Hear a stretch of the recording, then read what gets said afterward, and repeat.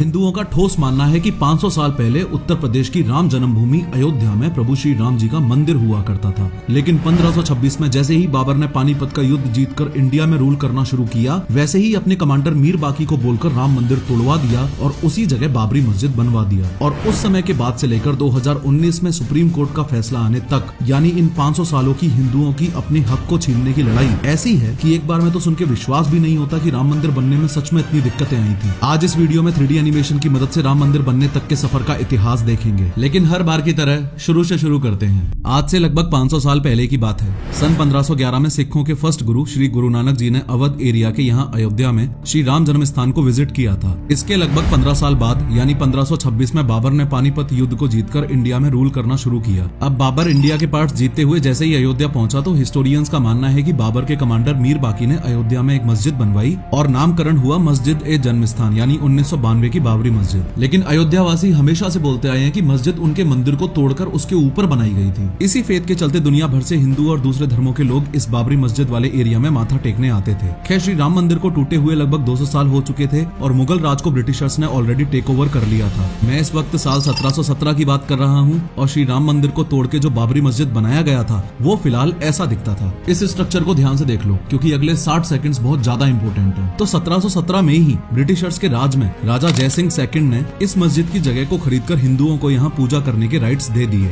लेकिन ये बात आपको अच्छे से पता होनी चाहिए कि मस्जिद को तोड़ा नहीं गया था। अब इस जमीन के इस मस्जिद वाले स्ट्रक्चर के अंदर तो मुस्लिम अपनी नमाज पढ़ते थे और बाहर खुले में हिंदू पूजा किया करते थे। एक बात ये भी याद रखना कि इस वक्त 1717 में इन दोनों एरियाज के बीच में फेंसिंग तक भी नहीं हुई थी। हिंदू और मुस्लिम दोनों पक्षों को इस तरह से वर्शिप करते करते लगभग 125 साल और बीत गए और ये कहानी सन 1853 में एंटर कर जाती है। इस विवादित जमीन को लेकर दोनों पक्षों में धीरे धीरे बैर बढ़ता गया और फाइनली 1853 में इस मस्जिद और मंदिर वाली विवादित जगह पर फर्स्ट रिकॉर्डेड कम्युनल क्लैश हुआ। अब बार बार कम्युनल क्लैशेस हुआ करते थे तो ब्रिटिशर्स इस जमीन पर प्रेयर करने से रोक लगा देते थे और हिंदू मुस्लिम्स का आन जान यहाँ बंद कर दिया जाता था। अब कुछ ऐसी ही सिचुएशन थी और साल 1858 की बात है। एक दिन 25 से ज्यादा निहंग सिख और एक बैरागी जबरदस्ती इस एरिया के अंदर आकर हवन करने लगते हैं और साथ में यहाँ मौजूद दीवारों पर श्री राम नाम के स्लोगन्स लिख देते हैं। जैसे ही मुस्लिम पक्ष को इस इंसिडेंट के बारे में पता चला, वैसे ही उनमें से एक बंदा सैयद मोहम्मद खातिब पास के ही थाने में एक रिटर्न एप्लीकेशन ये लिखते हुए देता है कि मस्जिद ए जन्म स्थान पर कुछ लोगों ने घुस के तोड़फोड़ की है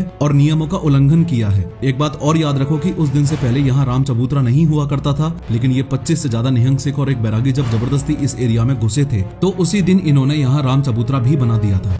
मेरी वीडियोस के कमेंट सेक्शन में आप लोग जो ओपिनियंस देते हो वो मेरे लिए काफी वैल्यूएबल हैं और पढ़ के अच्छा भी लगता है। लेकिन आपको शायद ये नहीं पता कि आप अपने ओपिनियंस देकर पैसा भी कमा सकते हो। मैं बात कर रहा हूँ प्रोबो ऐप की, जो इंडिया का पहला ओपिनियन ट्रेडिंग प्लेटफॉर्म है। ऐसा प्लेटफॉर्म जहाँ आप ओपिनियन देकर पैसा कमा सकते हो। ये बहुत इजी टू यूज है, बस आपको यस और नो में अपना ओपिनियन देना होता है। प्रोबो पर बहुत सारी कैटेगरीज अवेलेबल है, लेकिन आप अपने इंटरेस्ट की कैटेगरीज चूज करके ओपिनियन दे सकते हो, जैसे cricket, YouTube, weather etcetera. Probo काफी ट्रस्टेड ऐप है। इसके ऑलरेडी 2 करोड़ से ज्यादा यूजर्स हैं। अभी जो इंडिया वर्सेस इंग्लैंड की सीरीज स्टार्ट होने वाली है, इसमें क्वेश्चन आया है कि क्या इंडिया ये सीरीज जीतेगी। मैंने तो यहाँ पर यस डाल दिया है। सिमिलरली आप लोग भी अपना ओपिनियन दे सकते हो। अच्छी बात यह है कि अगर आप काफी ज्यादा श्योर हो तो आप अपने क्वांटिटी और प्रॉफिट्स को इंक्रीज भी कर सकते हो। यहाँ पर यूपीआई, पेटीएम या कार्ड के through unlimited deposits and unlimited withdrawals भी हो जाता है और वो भी काफी इजीली। और अगर आप मेरे दिए गए लिंक से प्रोबो को डाउनलोड करते हो तो आपको 25 रुपीज तक का बोनस भी ऑलरेडी मिलेगा। फॉर श्योर इसे मिस आउट मत करना, लिंक मैंने डिस्क्रिप्शन में ऑलरेडी दे दी है।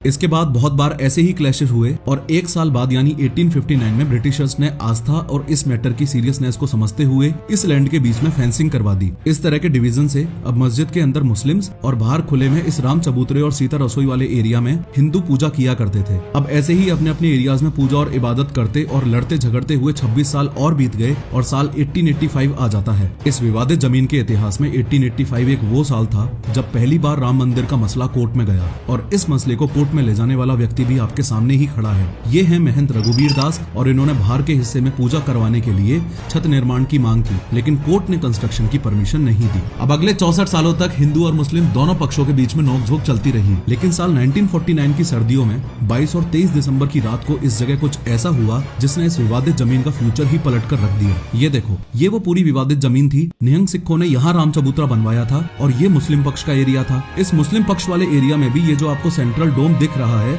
इसके जस्ट नीचे श्री राम लला यानी बच्चे रूपी श्री राम की मूर्ति मिलती है। अब मुस्लिमों का कहना है कि इसको यहाँ रात के अंधेरे में कोई हिंदू रख के गया है, लेकिन हिंदुओं का कहना है कि रात को इस सेंट्रल डोम के नीचे अचानक बहुत ही तेज रोशनी हुई और भगवान श्री राम लला प्रकट हुए। मुद्दे की बात यह थी कि ये खबर लोगों के बीच में आग की तरह फैल गई कि सेंट्रल डोम के नीचे भगवान श्री राम प्रकट हुए हैं। अब जैसे ही सेंट्रल डोम के नीचे भगवान श्री राम की मूर्ति मिली तो मुस्लिमों का कहना था कि यह साजिश है और हिंदुओं ने ही इस मूर्ति को यहाँ रात में रख दिया है, लेकिन हिंदुओं का कहना था कि मूर्ति प्रकट हुई है। साथ ही मुस्लिमों का यह भी कहना था कि इस मूर्ति को मस्जिद से हटवाया जाए, लेकिन हिंदू पक्ष का कहना था कि चूंकि इधर मूर्ति प्रकट हुई है तो इस विवादित जमीन के सेंट्रल डोम वाले हिस्से में भी हिंदुओं को प्रेयर करने की अनुमति दी जानी चाहिए। इन दोनों लड़ते हुए पक्षों के बीच में ये बंदा तो आपको साफ साफ दिख ही रहा है, ये इस डिस्ट्रिक्ट का कलेक्टर है के नायर यानी डीएम। ये मुद्दा बहुत कंट्रोवर्शियल था, इसलिए डीएम साहब के नायर ने इस मुद्दे की सीरियसनेस को समझते हुए दोनों पक्षों की बात ध्यान से सुनी। लेकिन इन डीएम साहब के सामने दुविधा ये थी कि अगर यहाँ से मूर्ति हटा दी तो पक्का दंगे हो जाएंगे, इसलिए दोनों पक्षों को समझाया गया और मूर्ति को डोम के नीचे ही रहने दिया गया। लेकिन सिचुएशन और खराब ना हो, इसके लिए गवर्नमेंट ने मस्जिद के इस गेट पर लॉक लगा दिया।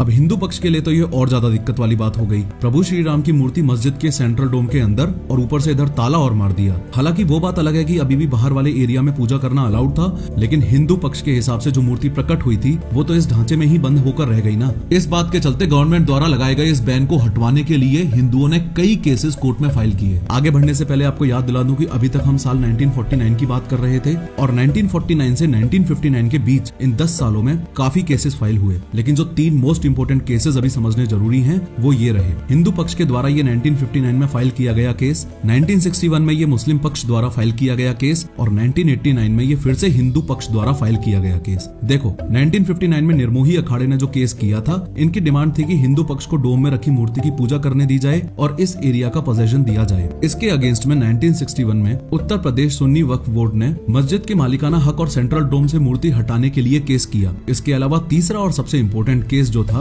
वो 1989 वाला ये रामलला विराजमान केस था। इस रामलला विराजमान केस की स्टोरी काफी इंटरेस्टिंग है, ध्यान से सुनो। 1983 में रिटायर्ड जस्टिस देवकी नंदन अग्रवाल ने फैजाबाद कोर्ट से इस विवादित भूमि के अब तक के सभी केसेस की डिटेल्स और रेवेन्यू रिकॉर्ड्स कलेक्ट की है। इन्होंने इस मैटर की डिटेल्ड स्टडी करके जुलाई 1989 में तीसरा important case Allahabad high court में रामलला विराजमान नाम से फाइल किया। इनकी डिमांड बाबरी मस्जिद को दूसरी जगह शिफ्ट करवाने और इस लैंड को श्री राम लला के नाम पर ट्रांसफर करवाने की थी। अब यहाँ अपना फोकस बना के रखो और लिंक मत टूटने दो। ये जो 3 इंपोर्टेंट केसेस आपने देखे, इनके अलावा 2 इंपोर्टेंट बातें आपको और बतानी है बस। ये देखो 1959 में ये पहला केस, 2 साल बाद 1961 में ये दूसरा केस और कुछ साल बाद 1989 में ये सबसे इंपोर्टेंट केस। अब बस यहाँ ये और समझ लो कि सबसे पहली बात तो ये कि थोड़े साल पहले यानी 1989 के बाद देश में हिंदू संगठन अपने लेवल पर श्री राम मंदिर बनवाने के लिए कमेटी बना लेते हैं। हिंदू संगठन जन्मभूमि मुद्दे को लेकर काफी एग्रेसिवली प्रचार करने लगते हैं और 1980 से 1990 के बीच देश में श्री राम जन्मभूमि मुद्दे को लेकर मैसिव सपोर्ट मिलने लगता है। और दूसरी इंपॉर्टेंट बात यह कि इसी ड्यूरेशन में साल 1986 में फैजाबाद कोर्ट एक अपील का फैसला हिंदुओं के पक्ष में सुना देता है और सेंट्रल डोम में रखी श्री राम लला की मूर्ति की पूजा करने की परमिशन दे दी जाती है। कोर्ट के इस फैसले के 1 घंटे के अंदर ही बाबरी मस्जिद के गेट पर लगे लॉक को खुलवा दिया जाता है। होपफुली आप समझ पा रहे हो कि ये कितनी बड़ी बात थी। इस सेंट्रल डोम पर जो ताला लगा हुआ था वो खुलवा दिया और हिंदुओं को इधर पूजा करने की परमिशन भी दे दी।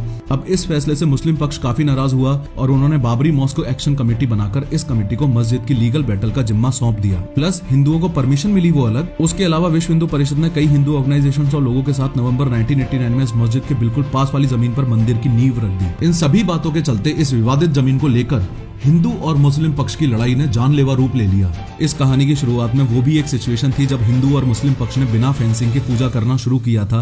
फिर 500 सालों में समय ऐसा बदला कि साल 1989 में अब तक राम मंदिर विवाद को लेकर हजारों दंगे हो चुके हैं और हजारों हिंदू और मुस्लिम्स अपनी जान गंवा चुके हैं। 6 दिसंबर 1992 को हिंदुओं ने जब बाबरी ढांचा तोड़ दिया, उस दिन और कांड के आसपास के समय की कहानी दिल दहला देने वाली है। इसी professor of how YouTube channel पर आने वाली नेक्स्ट वीडियो में लाल कृष्ण अडवाणी की विशालकाय रथ यात्रा से लेकर बाबरी डिमोलिशन तक, नू की गौशाला में गायों के गले में टायर डाल के जिंदा जलाने से लेकर मुलायम सिंह यादव के द्वारा कार सेवकों पर ओपन फायरिंग करवाने तक सब कुछ बहुत डिटेल में बताने वाला हूँ। टाइमली नोटिफिकेशंस के लिए चैनल को सब्सक्राइब जरूर कर लेना। खैर समय बीतता गया और साल 2002 आया। अटल बिहारी वाजपेयी सरकार ने राम मंदिर विवाद को आपस में सुलझाने के लिए अयोध्या सेल नाम से एक मीडिएशन पैनल बनाया, जिसमें कुछ सीनियर ऑफिशियल्स ने दोनों पक्षों से कई बार बात की, लेकिन बात नहीं बनी। कोर्ट से बाहर बनती न देख और अभी तक देश भर में इस मैटर की वजह से हुए दंगों को देखते हुए अप्रैल 2002 में इलाहाबाद हाई कोर्ट के 3 जजेस की बेंच ने धार्मिक स्थल के मालिकाना हक के केसेस की सुनवाई शुरू की। दोनों पक्षों ने काफी सबूत पेश किए, लेकिन अभी भी इलाहाबाद हाई कोर्ट जजमेंट पर पहुंच नहीं पा रहा था। तो जनवरी 2003 में हाई कोर्ट ने आर्कियोलॉजिकल सर्वे ऑफ इंडिया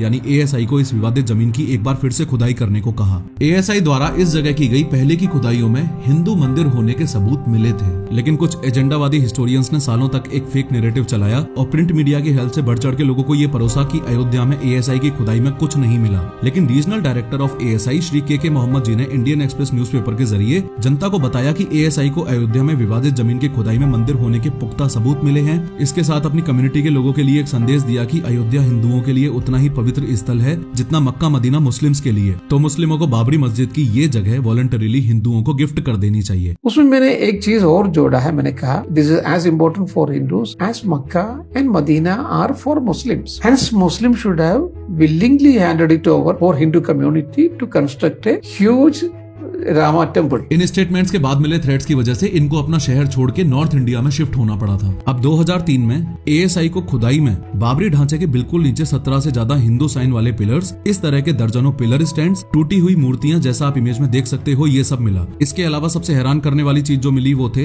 ये 2 कंकाल, वो भी इस डोम एरिया के सरफेस से सिर्फ 8 इंच नीचे। जब इन कंकालों और मंदिरों के इन अवशेषों पर रिसर्च की गई तो पता चला कि इसी जगह पर 12th सेंचुरी में मंदिर था और मंदिर के ऊपर मस्जिद बनाई गई थी। लेकिन ये पक्का नहीं है कि मस्जिद को बनाने के लिए मंदिर तोड़ा था या टूटे हुए मंदिर पर मस्जिद बनाई गई थी। फाइनली 30 सितंबर 2010 का वो दिन था जब इन तीनों केसेस को क्लब करके इलाहाबाद हाई कोर्ट ने विवादित जमीन पर अपना फैसला सुनाया। इस फैसले में इलाहाबाद हाई कोर्ट ने इस 2.77 एकड़ लैंड को सब में बांट दिया। इसमें मूर्ति वाला पार्ट श्री रामलला विराजमान के नाम, सीता रसोई और राम चबूतरा निर्मोही अखाड़ा और रेस्ट 1/3 मुसलमानों को दे दिया। मई 2011 में सुप्रीम कोर्ट ने इलाहाबाद हाई कोर्ट के इस फैसले पर यह कहते हुए रोक लगा दी कि जजमेंट में किसी भी पार्टी को वो नहीं मिला जो उनकी डिमांड थी। इसके 5 साल बाद 2016 में श्री राम मंदिर निर्माण के लिए सुब्रमण्यम स्वामी ने सुप्रीम कोर्ट में केस फाइल किया और मार्च 2017 में जस्टिस केहर सिंह ने इस डिस्प्यूट को कोर्ट के बाहर आपसी सहमति से सुलझाने की सलाह दी। लेकिन यह मुद्दा इतना पेचीदा था कि इसको कोर्ट के बाहर आपस में सुलझाना संभव नहीं था। इसलिए 6 अगस्त 2019 से 14 अक्टूबर 2019 तक 40 दिनों की हियरिंग के बाद सुप्रीम कोर्ट अपना जजमेंट रिजर्व कर लेता है और पार्टीज को मोल्डिंग ऑफ रिलीफ सबमिट करवाने के लिए बोल देता है। मोल्डिंग ऑफ रिलीफ का मतलब है कि इस केस के थ्रू जिस भी पार्टी ने अपना क्लेम मांगा है,